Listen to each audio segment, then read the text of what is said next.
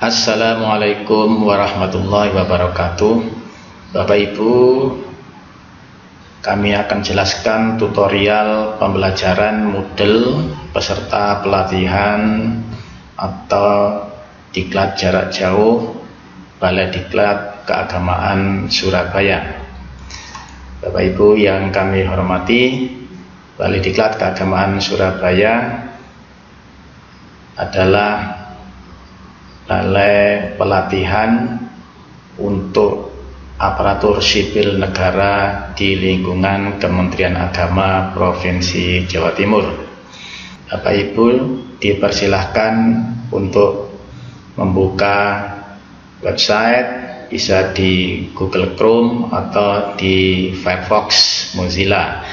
Ketikkan di URL dengan nama PJJ BDK Surabaya min kemenak.id. Kemudian silakan di enter. Nah, tampilan awal dari pelatihan jarak jauh Diklat Surabaya ini adalah seperti ini.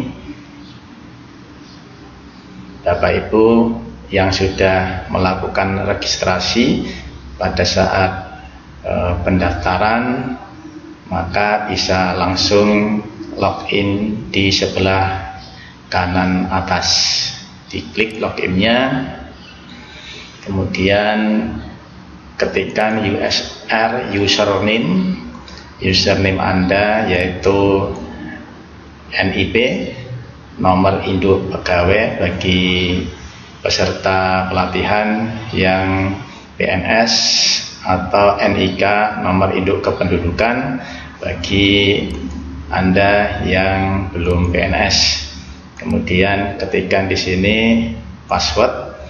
Jangan lupa untuk Bapak Ibu simpan dengan baik sebagai alat untuk masuk ke Moodle ini. Kemudian silakan diklik login. Nah, Bapak Ibu yang berbahagia, pada model yang Bapak Ibu lihat sebelah kiri di sini ada dashboard yang bisa dilihat sheet home-nya. Ini adalah sheet home yang pertama tadi yang dilihat. Kemudian kedua ini adalah sheet page. Ini adalah sheet blocks. Bisa Bapak Ibu dibuka masing-masing sebelah kiri. Sedangkan untuk Bapak Ibu yang sudah masuk di kelas masing-masing, di sini bisa dilihat my course atau tempat kelas Bapak Ibu. Di sini bisa dilihat di sebelah kiri apa yang ada di kelas Bapak Ibu, atau bisa dilihat di sebelah kanan di sini. Nah, materi-materi yang ada di kelas Bapak Ibu umumnya terdiri dari yang pertama adalah pretest. Ini adalah sebagai contoh peserta yang bernama Abdul Rahman ini masuk ke dalam kelasnya di salah satu kelas program pelatihan.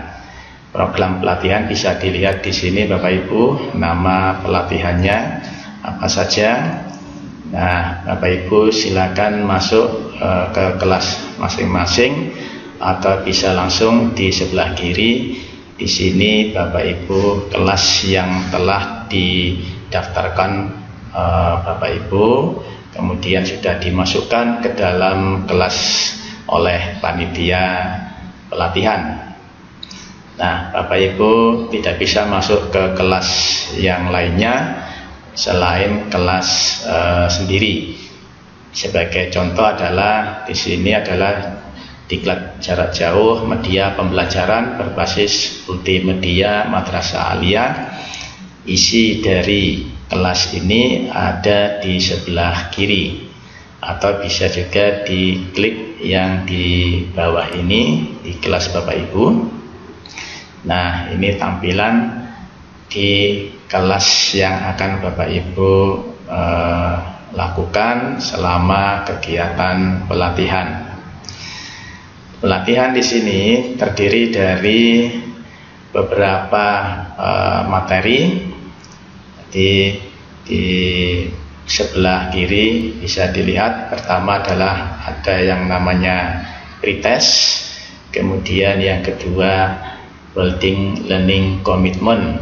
Ini biasa bagi Bapak Ibu yang sudah pernah melakukan atau mengikuti pelatihan di Balai Diklat Keagamaan Surabaya, tentu sudah tidak asing dengan BLC. Kemudian dilanjutkan dengan materi inti yang pertama, yang kedua, yang ketiga, keempat, kelima. Ini sesuai mata diklat yang Bapak Ibu ikuti. Dan yang terakhir tentu ada post-test untuk mengetahui kompetensi yang telah Bapak Ibu capai. Nah, untuk tutorial ini saya akan memberikan contoh bagaimana peserta diklat mengikuti pelatihan pada kegiatan atau pelajaran inti. Misalkan saya bisa membuka Google Drive di sebelah kiri ini, atau Bapak Ibu bisa mengeklik yang ada di sebelah kanan ini. Nah, bisa keduanya. Kalau kita buka, di sini adalah materi-materi yang biasanya ada di masing-masing mata diklat. Itu terdiri dari kegiatan atau kegiatan pembelajaran 1 atau KB1, kemudian kegiatan pembelajaran 2 atau KB2, kegiatan pembelajaran 3, dan kegiatan pembelajaran 4. Ini tergantung dari narasumber akan memberikan berapa kegiatan pembelajaran. Nah, sebagai contoh adalah pada KB1 terisi materi-materi yang perlu Bapak Ibu download dan dipelajari untuk menjadi pustaka atau sebagai bahan Bapak Ibu melanjutkan ke kegiatan pembelajaran kedua. Nah, di sini sebagai contoh materinya ada yang berupa bahan ajar, yang berupa Microsoft Word atau PDF, kemudian bahan tayang yang sudah biasa yaitu bahan tayang berupa PowerPoint, dan ada juga di sini bahan ajar yang berupa video tutorial. Cara untuk membuat atau mendownload, mempelajari, tinggal Bapak Ibu silakan diklik contoh di video ini. Bapak Ibu bisa melihat materi pelajaran di video.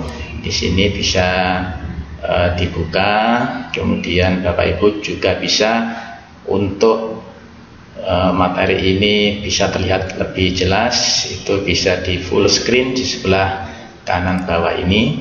Nah, maka akan terlihat bahan video pelajaran. Nah, silakan Bapak Ibu pelajari untuk bahan pelajaran yang berupa video. Kemudian kita kembali ke kegiatan pembelajaran pertama. Jika Bapak Ibu ingin mendownload dan mempelajari bahan ajar yang berupa Microsoft Word atau PowerPoint, bisa langsung di-download di sebelah kanan ini, dibuka kemudian diunduh, kemudian silakan Bapak Ibu simpan dan dipelajari. Nah, kemudian berikutnya bahan tayang yang berupa PowerPoint bisa Bapak Ibu pelajari atau di-download terlebih dahulu dengan cara klik di sebelah kanan tanda panah bawah ini. Nah, Kemudian setelah Bapak Ibu mempelajari materi-materi pada mata diklat, salah satu mata diklat yang Bapak Ibu ikuti, kemudian sesuai dengan jadwal, dilihat jadwalnya untuk rundown pembelajaran hari apa, kita masuk ke kegiatan pembelajaran kedua, yaitu proses pembelajaran antara peserta diklat dengan Widya Iswara. Di sini kegiatan pembelajaran 2 ada yang berupa chatting. Diharapkan Bapak Ibu membuka chatting ini untuk berdiskusi antara peserta diklat dengan Widya Iswara maupun peserta diklat atau peserta pelatihan dengan peserta pelatihan yang lainnya. Jadi untuk chatting di sini diharapkan Bapak Ibu menggunakan model, jangan menggunakan with WhatsApp. Nah, diharapkan Bapak Ibu chatting di sini akan terekam di dalam model, peserta yang aktif dan tidak aktif akan terlihat. Caranya adalah klik di chatting ini. Nah, maka di sini Bapak Ibu bisa memasukkan apa yang akan dikirim oleh Bapak Ibu chattingnya. Nah, ini tinggal bisa di sini sebagai peserta diklat. Kemudian Bapak Ibu bisa memberikan kirim chattingnya. Misalkan Assalamualaikum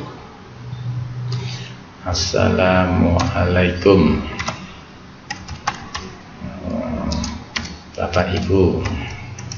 Nah, kemudian Bapak Ibu bisa klik di send ini. Ini adalah kiriman dari peserta diklat. Nanti Widya Iswara atau peserta yang lain bisa membalas dalam chattingan di sini. Nah, itu adalah bagaimana cara untuk berdiskusi, komunikasi melalui chatting seperti di WhatsApp, tetapi melalui Moodle.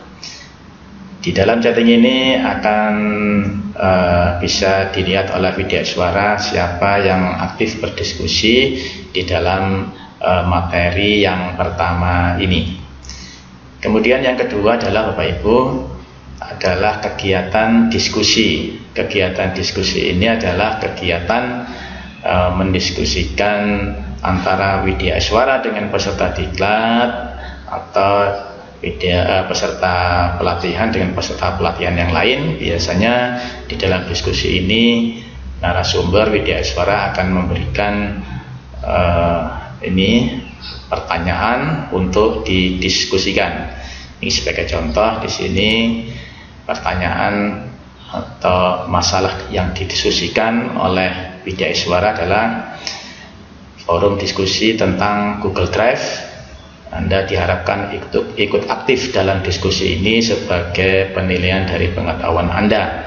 Bahan diskusinya adalah menurut Anda apa yang dimaksud dengan Google Drive. Yang kedua, jelaskan beberapa fungsi dari Google Drive, minimal 3. Nah, di sini adalah bahan diskusi yang bisa dijawab oleh Bapak Ibu untuk melakukan pembahasan diskusi ini. Nah, kalau Bapak Ibu ingin menjawab diskusi ini, bisa diklik di add new discussion topic ini. Bapak Ibu bisa menjawab, misalkan di sini apa yang dimaksud dengan Google Drive. Ini misalkan Bapak Ibu menjawab dengan definisi Google Drive. Nah, kemudian isinya apa? Nah, ini subjeknya adalah judul yang akan Bapak Ibu jawab di dalam diskusi. Di sini adalah pesannya. Nah, apa? Misalkan Google Drive adalah nah, silakan Bapak Ibu dijawab di dalam diskusi ini. Kemudian yang kedua apa, dan seterusnya. Jika sudah dijawab pesan dari diskusi atau isi diskusi, Bapak Ibu bisa mengirim dengan mengklik post to forum. Oke. Nah, maka bahan diskusi jawaban ini akan bisa dilihat oleh widyaswara siapa yang menjawab. Ini nanti widyaswara bisa tahu jawaban siapa yang betul dan siapa yang kurang, dan peserta yang lain juga bisa menjawab dari jawaban dari peserta yang lain atau menjawab dari pertanyaan widyaswara.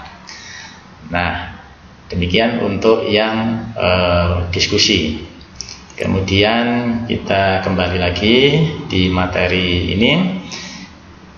Kegiatan pembelajaran 2 yang bisa terdiri dari chatting, diskusi, kemudian ada tugas. Nah, tugas di sini diberikan oleh widyaswara yang harus dikerjakan oleh peserta pelatihan. Dibaca dari petunjuk tugas ini, kemudian Bapak Ibu bisa mengklik di sini. Nah, Bapak Ibu, jika Bapak Ibu ingin menandai apa yang sudah Bapak Ibu kerjakan, bisa diklik di sebelah kanan ini. Misalkan sudah mempelajari atau mendownload video bahan pelajaran ini, Bapak Ibu bisa menandai sendiri apa yang sudah dipelajari atau apa yang sudah dilakukan. Nah, chatting sudah, ini bisa diklik. Diskusi sudah pernah dilakukan. Nah, sekarang tugas. Tugas, untuk membuat tugas ini silakan dipelajari, dibaca dulu keterangan dari tugas ini, kemudian Bapak Ibu bisa melihat isi lengkapnya di klik tugas di sini. Nah, apa yang disuruh oleh widyaswara atau narasumber, nah, dibaca. Kemudian di sini adalah tugas yang berupa Microsoft Word. Bapak Ibu bisa mengklik tugasnya apa. Nah, kemudian Bapak Ibu simpan berkasnya, ditaruh di mana tugas yang akan Bapak Ibu kerjakan. Nah, oke, kemudian silakan Bapak Ibu mengerjakan tugas tersebut. Nah, jika Bapak Ibu sudah mengerjakan tugas dari widyaswara tersebut, nah, misalkan di sini ini adalah tugas yang telah di-download Bapak Ibu. Bapak Ibu bisa mengerjakan tugasnya.